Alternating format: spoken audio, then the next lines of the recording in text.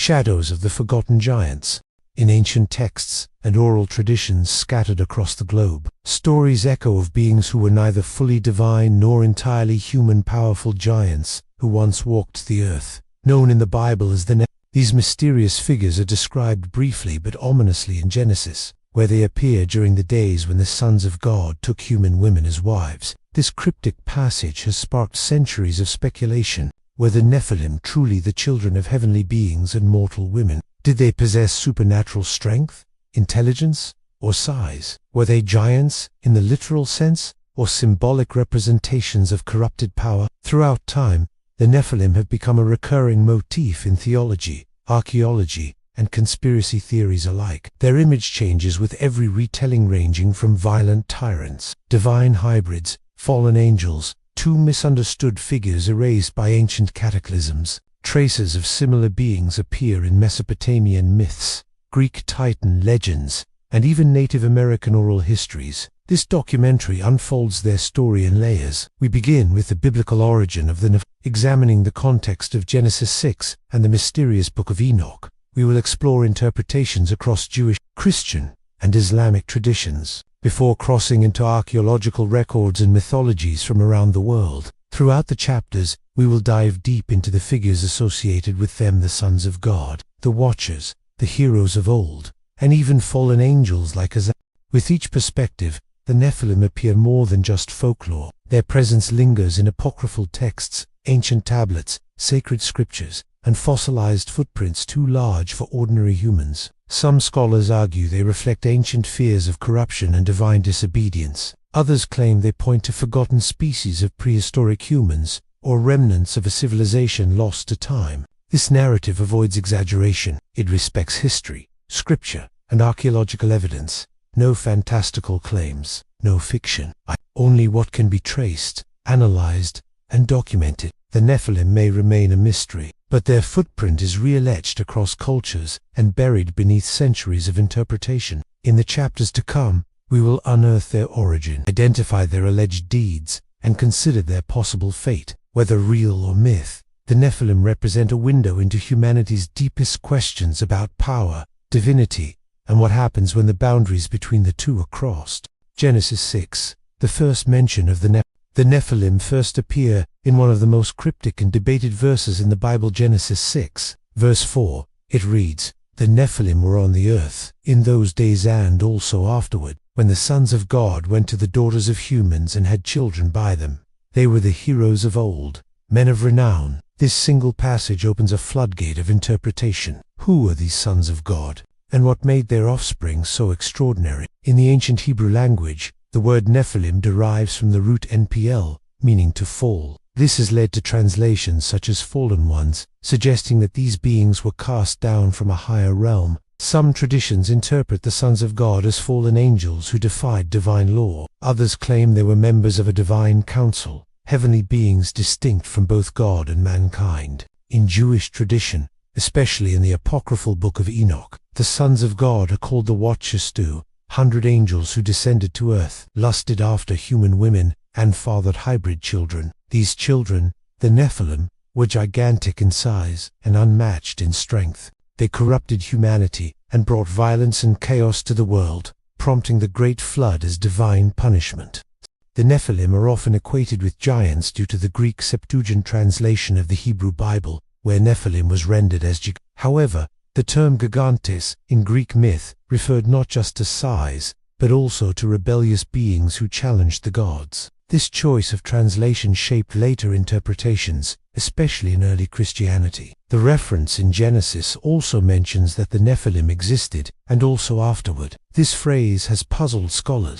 If the Great Flood was meant to cleanse the earth, how did the Nephilim survive? Some suggest that a second incursion occurred, while others believe the bloodline continued through Noah's descendants. Importantly, the original biblical account is vague by design. Genesis is a theological document, not a historical chronicle. The mention of the Nephilim is brief, yet it introduces a deep fear, the blending of divine and human realms, and the consequences of such unnatural unions. This early reference would echo throughout ancient texts, forming the basis for a much larger story, one not just of giants, but of rebellion, judgment, and the fragile boundary between heaven and earth.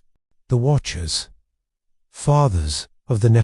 To truly understand the Nephilim, we must explore their supposed progenitors, the Watchers. These mysterious figures are described in vivid detail in the Book of Enoch. Their purpose, according to Enoch, was defiant and deliberate. They made a pact to take human women as wives and bear children by them. This union produced the Nephilim, hybrid beings of vast size and unnatural power. These children were said to consume all of mankind's resources, turning on both humans and each other in violent hunger. An ancient Jewish text, excluded from most biblical canons, but preserved in Ethiopian Christianity and referenced by early church fathers. Another Watcher, Azazel, taught humanity forbidden knowledge, warfare, weapon-making, cosmetics, and sorcery. This corrupted the earth and accelerated its descent into chaos. According to Enoch, Azazel was later bound in the desert under jagged stones, a punishment for spreading destruction and pride. In this book, the Watchers are not metaphorical. They are heavenly beings, once loyal angels, assigned to observe humanity. But what began as observation became obsession. 200 Watchers, led by a figure named Semyaza, descended to Mount Hermon in the days before the flood. Semyaza is portrayed as a tragic leader, fearful of being punished alone, yet determined to defy divine order. The Book of Enoch suggests that the Nephilim were not merely large but unstable. Their very nature broke the balance of creation. They devoured, dominated, and brought despair wherever they walked. Archangels such as Michael, Raphael, and Gabriel were commanded to act. The Watchers were chained beneath the earth to await the final judgment. The Nephilim, their giant offspring, were destroyed in a great deluge to biblical flood sent to cleanse the world of their violence. Their unnatural strength and arrogance made them worshipped as demigods, but feared as monsters. Eventually, divine judgment fell. They are symbols of disobedience, pride,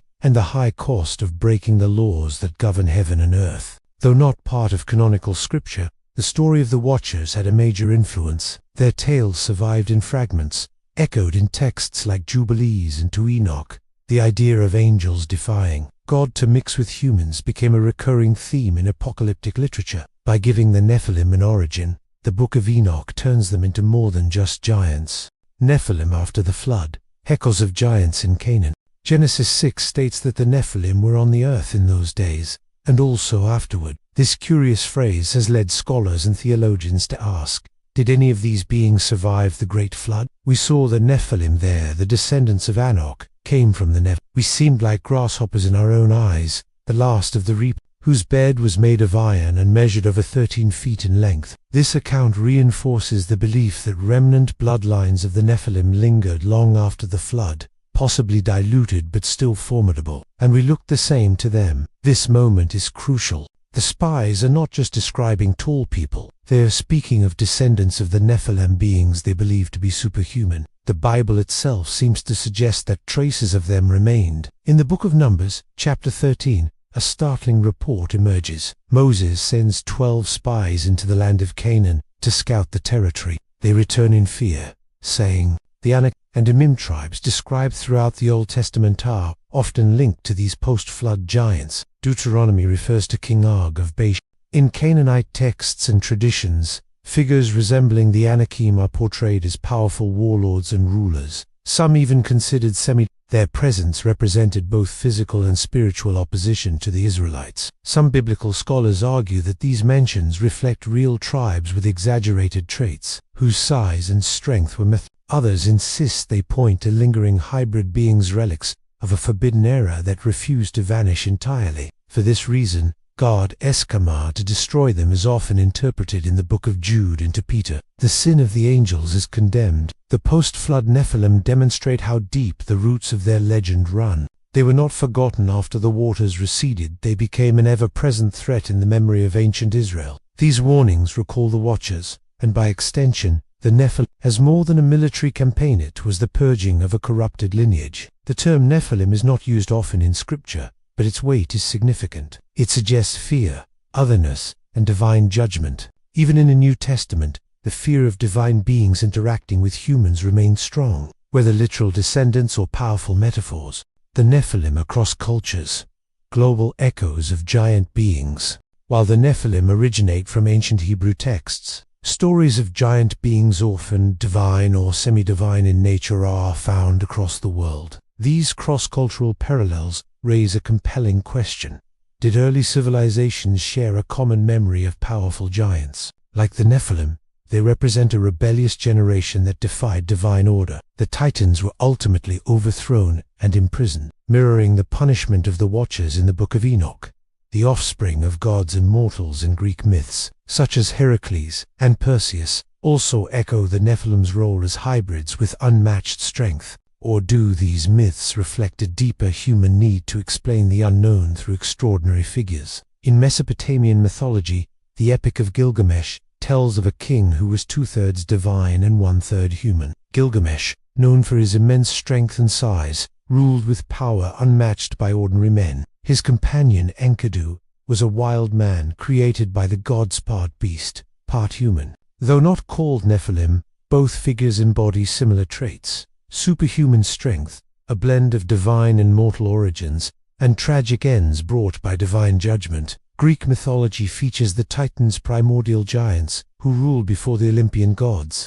In Norse traditions, the Jitnar or frost giants are ancient beings who existed before the gods. Some were enemies, others allies, but their size, age, and power set them apart, a race of red-haired giants who were enemies of the local people. These global echoes suggest either a shared memory, common psychological archetypes, or ancient storytelling conventions designed to convey awe, fear, and morality. They are part of a broader pattern, whether real, symbolic, or both. Their legacy transcends geography and time. In South America, the Patagonian giants described by early European explorers were said to be twice the height of a man. They are described as the builders of ancient fortresses and the destroyers in the final battle of Ragnarok. Their ambiguous role as both creators and destroyers resembles the Nephilim's dual image as both heroes and Indigenous American stories also speak of giants. The Paiute tribe of Nevada tells of the Seetaka. Even in Southeast Asia and Oceania, tales of massive beings who once shaped the land and fought the gods are prevalent. The Nephilim, then, are not isolated anomalies. Archaeological claims, giant bones, or misunderstood remains. Over the past 2 centuries, reports have emerged of oversized human skeletons allegedly discovered across North America, the Middle East, and other parts of the world. These claims are often linked to the Nephilim narrative. Some enthusiasts argue that these remains are evidence of a race of ancient giants, suppressed by mainstream academia. But how reliable are these claims? In the 19th and early 20th centuries, newspaper articles in the United States frequently reported the discovery of massive human skeletons in burial mounds. Sites in Ohio, New York, and the Mississippi Valley became hotspots for these accounts. Some skeletons were described as being over 9 feet tall, with oversized skulls and strange anatomical features. The Smithsonian Institution was often cited as having collected these bones, only for them to mysteriously disappear. However, most of these claims lack credible documentation. Many were based on second-hand reports, without photographs, proper excavation records, or peer-reviewed studies. The majority of archaeologists today attribute these stories to exaggeration, hoaxes, or misidentified remains such as those of prehistoric megafauna or humans with conditions like gigantism.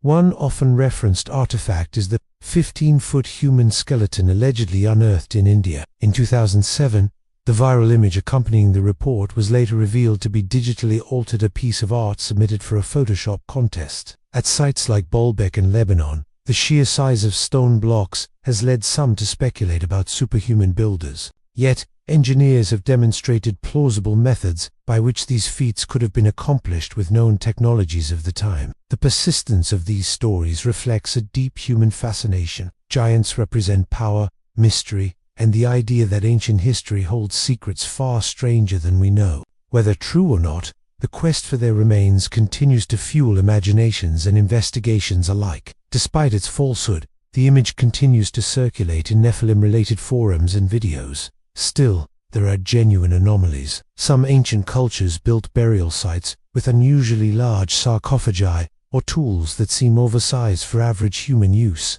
In academic circles, there is no confirmed fossil or skeletal evidence of a race of giant humans. All known hominid species, including Neanderthals and Denisovans, fit within an understandable range of human variation. The tallest verified individual in modern history, Robert Wadlow, stood at 8 feet 11 inches, a result of pituitary gland dysfunction, not ancient bloodlines, while archaeology has yet to produce definitive evidence of Nephilim. Theological interpretations: Judaism, Christianity, and Islam. The story of the Nephilim does not belong to a single tradition. While their origin lies in ancient Hebrew scripture, interpretations of who or what they were vary significantly across the Abrahamic religion, Christianity, and Islam.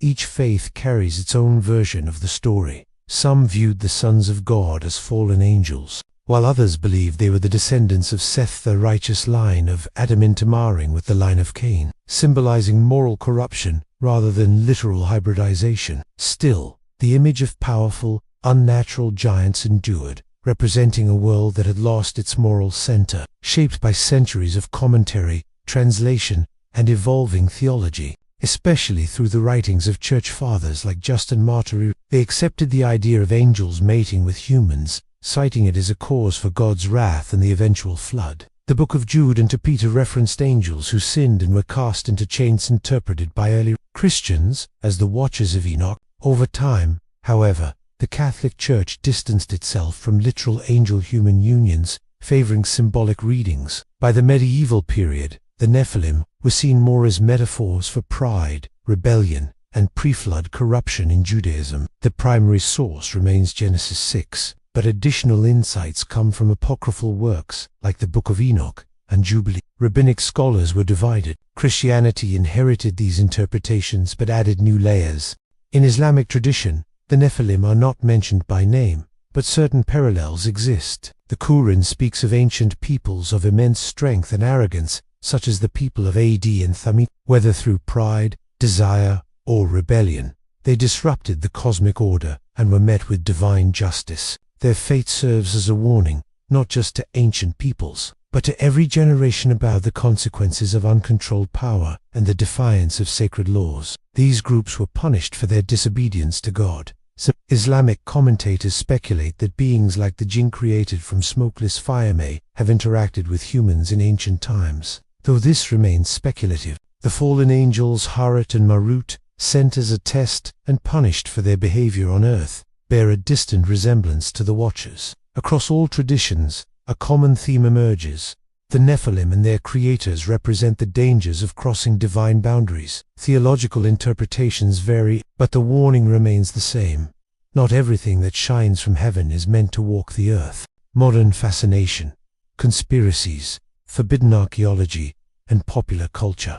The Nephilim may have ancient roots, but their presence today is stronger than ever, revived through modern conspiracy theories, pseudo-archaeology, and pop culture. While traditional theology often sidelines the Nephilim as metaphor or myth, popularized by authors like Eric von Däniken and later television programs, these ideas suggest that the sons of God were not angels but visitors from another world. Their advanced knowledge, physical superiority, and unnatural offspring are cited as signs of genetic experimentation or interstellar colonization. The Watchers, in this context, are interpreted as ancient astronauts, and the Nephilim as their human hybrid descendants. Fringe thinkers have embraced them as evidence of suppressed truths, misinterpreted artifacts, or obscure testimonies. While lacking academic support, these stories persist in online communities and alternative media. Lost civilizations, or even extraterrestrial contact. One of the most common modern theories connects the Nephilim to ancient aliens. Another perspective rooted in forbidden archaeology claims that mainstream science deliberately hides evidence of giant human skeletons and advanced ancient knowledge. Supporters often cite old newspaper clippings. The Nephilim have also become deeply embedded in Christian prophecy circles, especially among end-times theorists. They are often portrayed as powerful beings with angelic lineage, caught between good and evil. These stories blend ancient myth with fantasy, making the Nephilim accessible to new generations. Figures like Steve Quayle and Ella Marzulli argue that the return of the Nephilim is prophesied in apocalyptic scripture. They interpret Jesus' words, "As it was in the days of Noah, so it will be at the coming of the Son of Man," as a hint that Nephilim-like hybrids will walk the earth again in the end times. For them, genetic engineering, artificial intelligence, and transhumanism are signs of a modern-day replay of Genesis 6. In popular culture, the Nephilim appear in video games, films, and novels, from Assassin's Creed to Supernatural, despite the lack of direct evidence. Their story endures because it touches on universal questions about power, corruption, identity, and the unknown. They are a symbol of what might lie just outside the edges of known history, forbidden, and perhaps waiting to be reached. Whether seen as literal beings, historical metaphors, or narrative tools, the Nephilim fill a psychological space between fear and fascination. Modern fascination with the Nephilim is less about proving their existence and more about what they represent. Scientific perspectives, genetics, fossils, and ancient hominins.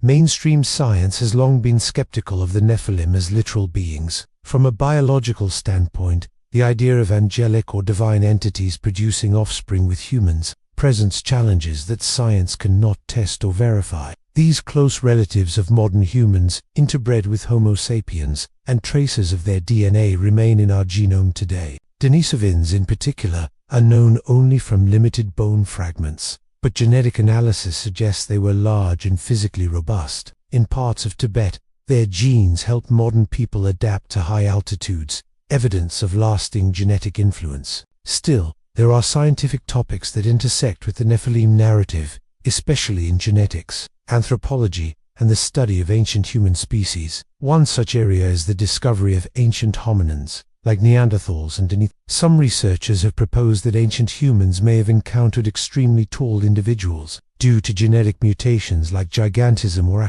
while rare, these conditions do occur naturally and can lead to extraordinary height. However, they also come with significant health issues, and no population of consistently gigantic humans has ever been confirmed in the fossil record. From a paleontological perspective, fossilized bones of large prehistoric mammals are sometimes mistaken for human remains. For example, mastodon femurs or whale vertebrae have been misidentified by amateur diggers as human giant bones. These misinterpretations may have contributed to local legends and stories about giants passed down through generations. Modern genetic science does not support the idea of hybrid offspring between humans and non-biological entities such as angels. Human reproduction requires DNA compatibility and divine or supernatural beings. Many ancient cultures use giants to explain massive ruins, strange skeletal finds, or ancient wisdom. These narratives often arise in societies trying to connect their present identity with a legendary past, as described in religious texts, fall outside the scope of natural biology. Still, the metaphorical value of the Nephilim remains powerful, especially in discussions of where technologies like CRISPR raise new concerns about modifying human genetics. In anthropology, stories of giants are viewed as part of a shared mythological framework. While science finds no evidence of Nephilim in the physical record, it acknowledges the importance of myth in shaping how civilizations understand themselves. The Nephilim may not exist in bone or blood, but they live on in the imagination, reflections of ancient fears and hopes, cast in the shadows of our own evolving knowledge.